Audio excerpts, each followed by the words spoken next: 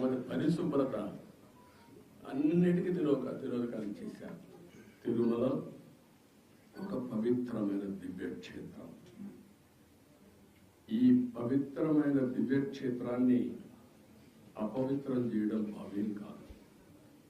తెల్లవారుజామున 3 గంటలకు సుప్రభాత దర్శనానికి వస్తే వైకుంఠం అంటే మనకు తెలియదు, పుస్తకాలను చదువుతాం.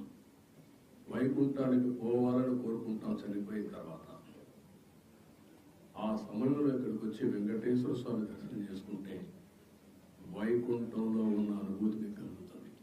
నేను ఎన్నోసార్లు ఫీల్ అయ్యాను, ఇప్పుడు కూడా ఫీల్ అవుతున్నాను.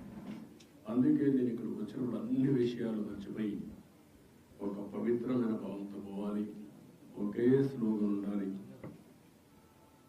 ఏడుకొండలవాడ వెంకటరమణ గోవింద గోవింద తప్ప ఓం నమో వెంకటేశ్వర